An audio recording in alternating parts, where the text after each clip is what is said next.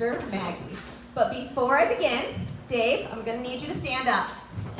We gotta give Dave some credit because he did something I wasn't sure was possible. A lot of men tried, a lot of men failed, but you captured the heart of my sister and you put a ring on it, so he needs a round of applause. And let's just say, if Molly would have known that story that my dad told, it would have been pretty difficult.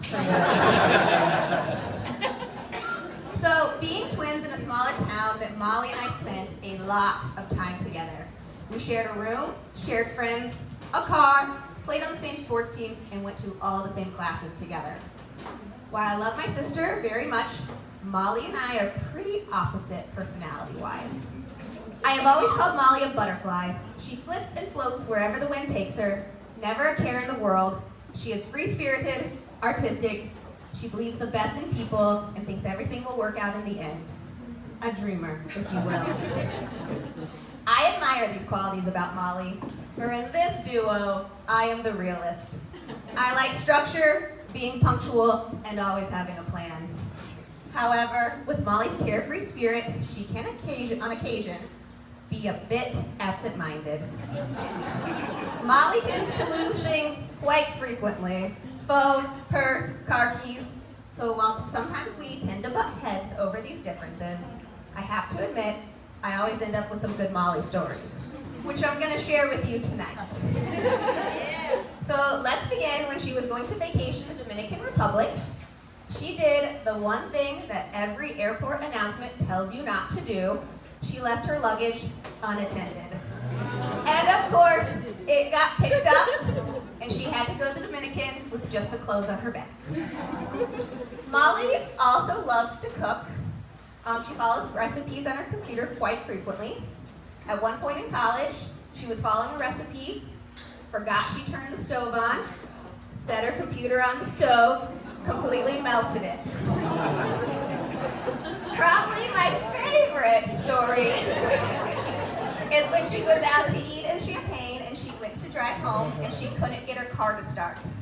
Luckily, our friends Dan and Holly's here, they lived close by and they came to jump her car. Well, they got there, they jumped it, nothing happened. They spent an hour trying to figure out what was wrong with the car. They even got the jack out of the trunk and jacked it up at one point. And by this point, Dan had to go put coins in their meter, and as he's walking to his car, he notices a black Toyota with the license plate police. Molly rummaged through somebody's car for an hour without noticing that the belongings in the car were not hers.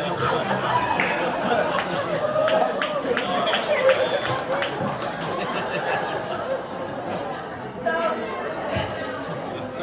as you can imagine, these are the types of things that might drive a type A personality like myself a little nuts.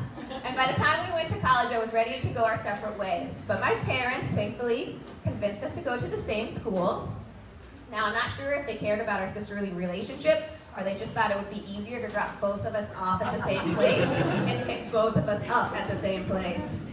But it worked out. By the end of our freshman year, we were meeting up once a week to have dinner and catch up, and by our junior year, we were living together with 2 other girls. I put you in separate dorms. We were across campus. Yeah. There is something about a bond between sisters that is just hard to beat when making new friends or rooming with new people. No one really understands or knows you like your sister. Plus, Molly inspired me to get out of my routine, try new things, meet new people, and develop a love of traveling. Over the years, I've had a lot of people come into my life, but one of the constants has always been my sisters. When I think about the people I want to spend time with, it's them. Whether it's calling Leanna to have a play date, or Neil and I calling Molly and Dave so we can crush them in tennis. Never again. Never again. That is one thing Molly and I do have in common. We are both very competitive. So while we don't always see eye to eye, we just get one another, and that is irreplaceable. And Dave, you jumped right in on the competitive side, but I'll have to admit, I was pretty skeptical at first. You see, as I said, a lot of guys tried to date Molly, and she would put them in the friend zone. Or if she did date them, they didn't last very long. We actually had a saying in our friend group, don't get too attached. Actually, the first time, Dave, that you came, I think we did trivia, and one of my friends came and was like, man, Dave's a really cool guy, but we've been hurt before. And when I first met you, Dave, I was like, here's this clean-cut banker. He's stable, secure, timely. He's a banker, so he's probably okay with some monotonous work. How is this guy gonna woo my adventurous, free-spirited sister? However, Dave, the more I got to know you, I knew you were a perfect match. You keep up with Molly's adventurous side. As they were looking for houses and Molly was showing me these money pits, Dave calmly talked her out of those, and now they have a beautiful house. We are a very active family, and you fit right in with that. Molly cannot beat him at basketball, which I know just irks her. And he can hold his own in a ping pong tournament. But I really knew Dave was good for Molly when he gave her her first gift. Now, this was fairly early on in their relationship, and it wasn't what you would call a traditionally romantic gift. It was a tile, which is an electronic device that helps you find things. And I thought, bold move, Dave. But I knew that Dave was going to take care of my sister. And although Molly is an independent woman and doesn't need to be taken care of, it is nice to know that you can go through life with someone who's looking out for you.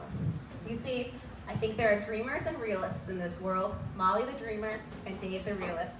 And although Molly and Dave share common interests, they have opposite traits, which causes them to challenge each other, see different perspectives, and expand each other's horizons, but also keep one another grounded. One thing though, Dave, you were my last hope for getting Molly places on time, and she started to make you late. Dave, I am so happy to welcome you to our family. I look forward to many more tennis matches, ping pong tournaments, and weekend getaways. Triple dates amongst the Gleason girls just got a little more intense. So without further ado, let's raise our glasses. To Dave and Molly, may they have many years of happiness, and as the college crew would say, let's get this party started and let's get Molly.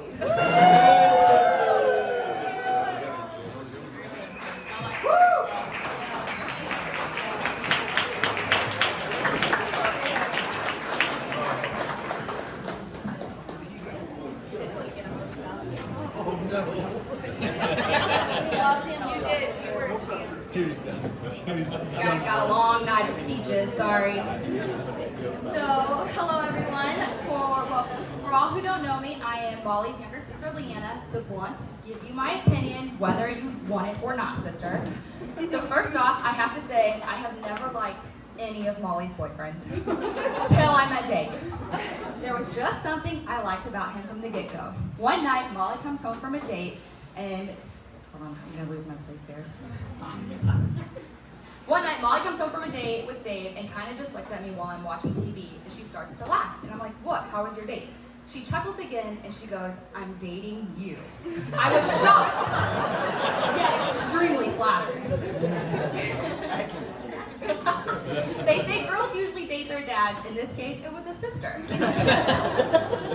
You see, Dave and I have very many similarities. We both have terrible allergies. We're both very picky eaters. We have sarcastic sense of humor, and of course, charming good looks. Now, Molly has definitely brought in Dave's picky eating habits, something she could never do with me. So Molly and I lived together for about 4 years, and she was by far my best roommate. We were on multiple co-ed softball and volleyball leagues. We were watching the same cooking channel every night, and usually we sat down and ate dinner together on most nights, talking about our days together. Those 4 years are where Molly became more than just a sister to me. She became one of my best friends. Now, Dave, I make Molly sound like she is the best roommate, but she has some not so desirable qualities. Molly never once has bought laundry detergent, toilet paper, or any basic household cleaning supplies. To this day, I mean, like literally a month ago, Molly didn't have laundry services in her apartment, so she would come over to my house, do her laundry, and use my laundry detergent. Like, bring it out. So, Dave, I hope you can pick up the slack in this department. But in all honesty, Dave, you and Molly were meant for each other, and I'm so happy to be joining you into our family. I hope you're ready for all the crazy Gleason sisters bring together. My husband still jokes, you haven't made it till you make it past your first Gleason family vacation together. So, to Molly and Dave, congrats, and I love you both. Congratulations.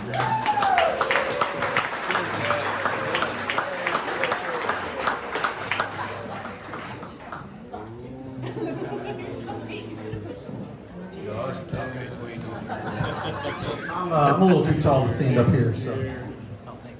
All right, so for those of you who don't know me, my name is Justin Tierney. I'm the best man tonight. First things first, let's give it up to our beautiful bride, Molly Pickering Gleason. There we go. Rob and Nina, this place is incredible. Has anybody ever seen anything like this? This is incredible, right? Give it up, give it up, give it up. Al and Janine. I could give an entire speech on how much I appreciate both of you. You have both treated me like a second son, and I could not be more grateful for the impact you've had on my life. Thank you so much. Whew, I'm not going to cry this early.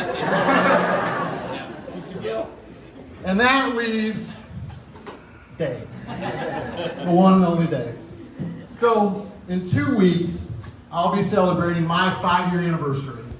And on that day, the roles were reversed here. Dave was my best man.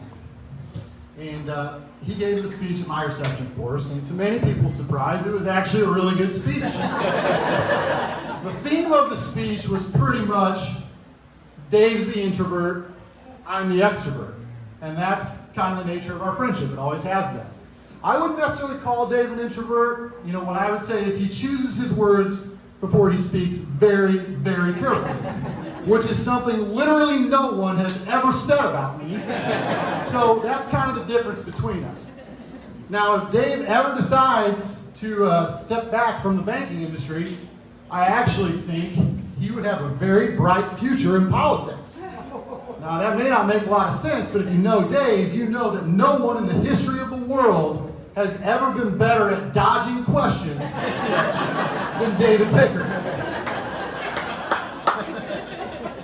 So, you know, you can ask Dave anything, he'll give you a one-word answer, and he reveals absolutely nothing. So, what that's meant for me for like the last 20 years is if anybody wants to know anything about David Pickering, they ask me. That's how it works. I have answered questions about David Pickering from his family, our teachers, our friends, his coaches, his employers, the media at one point, and of course, some girls.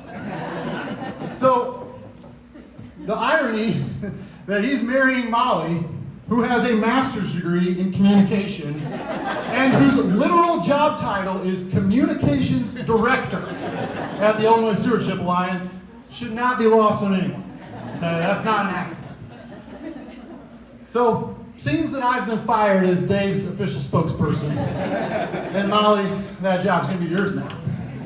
But, before I pass the torch on, I thought tonight would be a good opportunity for me to answer just a few more questions that some of you are probably out there wondering about David Pickering, because he's a little bit of a man of mystery. So, here we go. Question number 1. Now, some of you know that, Question number 1. Yes, Justin, we know David is quieter than you are, so tell us, how else would you describe him? Well, I would say Dave is pretty much the world's most competitive couch potato. I would say his best quality is actually his freakishly, annoyingly good hand-eye coordination, which Rob referenced in his speech. Dave's ideal day is to pretty much sit in a dark room, watch movies he's already seen at least twice before, or maybe a sporting event, or most recently, play PlayStation. Oh yeah. Right. Now, if you do see Dave outside of his natural habitat of a dark room, the first thing you should do is offer him some sunscreen. Next, you should expect that he's going to challenge you to some kind of game, darts, pool, card game, chess, checkers, tennis, ping pong, something like that. He's going to challenge you to some kind of game. Now, some advice for some of Dave's new family members and friends and people you might start to get to know Dave. The best thing you can do when Dave asks you to play a game is say no, and then ask him a bunch of really uncomfortable personal questions. All right? It's going to be a lot more fun than playing the game with Dave. All right? Just trust me, no one's taking more losses than me when it comes to competing with Dave, except for maybe Molly. So, one final fact about Dave. I'm going to embarrass him a little bit here. Dave's favorite alcoholic beverage is Fireball. Now, he's a little embarrassed by that, but just trust me, it is. So if you see Dave and you have the opportunity to take a shot of Fireball with him, you should do it. And toast to me. Just give a toast to me. Don't do it. All right, question number 2. Some of you know that I set Dave and Molly up on their first date.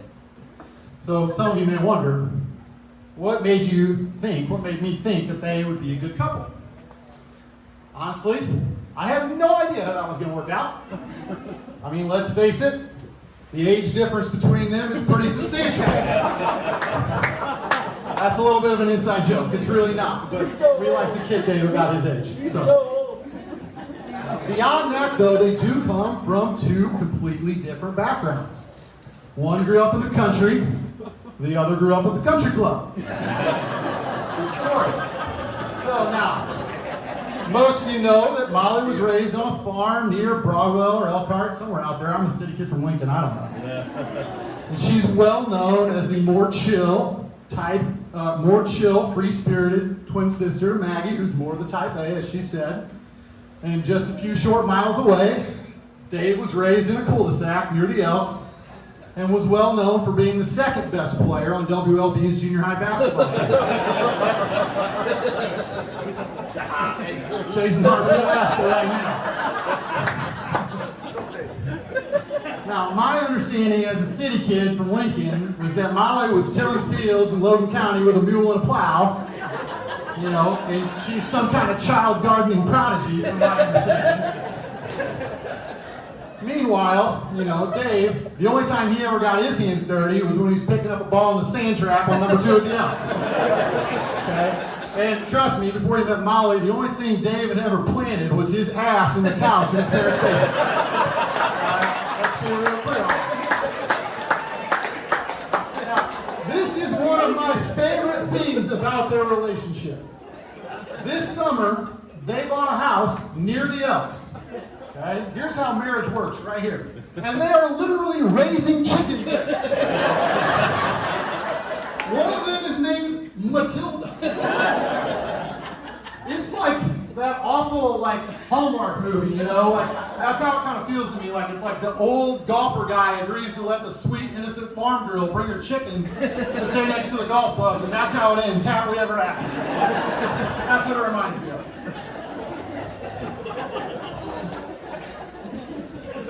They're still pretty different though. Like I said, in his free time, Dave's hobbies are pretty much golf and PlayStation. Molly, as everyone knows, is the most interesting person in the world. She reads books, she gardens, she cooks these exotic meals and posts them on Instagram. She's mixing it up with politicians, and of course she paints a lot. She paints landscapes, she paints cows, she paints chickens, and of course, she paints naked ladies. And those naked ladies generate a lot of discussion amongst the Durham. True story, not telling anyone else. So they weren't exactly a natural fit based on the age difference, their backgrounds, their interests. I still don't really know how we all got here today. But we're here. So, all right. Third and final question. Probably on people's minds right now. Are you going to say a single nice thing about David during this long-ass speech? No. No, I'm just kidding. I'm just kidding. David has a lot of great qualities other than his famous hand-eye coordination. So, I look at my own life now, and I am incredibly lucky to be married to my other best friend, my beautiful, incredible wife, Brittany. We are blessed with 2 perfect children. Professionally, I have what I consider to be a dream job. I am without a doubt a very fortunate man. And yet, despite my many blessings, I still have times where I wish I could walk down the street or walk down the hall and sit in that room with the curtains closed on a sunny day and enjoy annoying my slightly introverted more best friend by talking too much during a movie or during some sporting event. What made those times so special was not anything other than Dave. Although Dave may not be much of a talker, he is one hell of a listener. Many times I came to Dave with a problem or feeling down, and like best friends do, he listened, told me exactly what I needed to hear. One of the times that sticks out to me the most is when he reminded me at a very critical point in my life that friends can be family too. Now seems like a good time to remind you of the same thing. The miles between us are longer than they've ever been, and the time between hanging out may take longer, but you are always going to be my brother. Dave, I'm so proud to be your best man, and so happy for you to found the perfect partner and new official spokesperson. Let's have the toast. I wish you. What's it say? Okay, I got it. I wish you many losses in your ping pong games, many eggs from your chickens, and many years of happiness.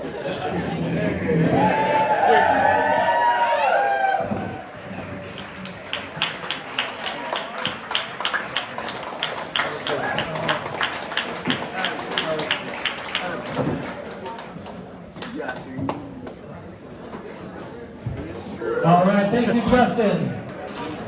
Great job, everybody on those. All right, next up, we're going to have a coat cutting.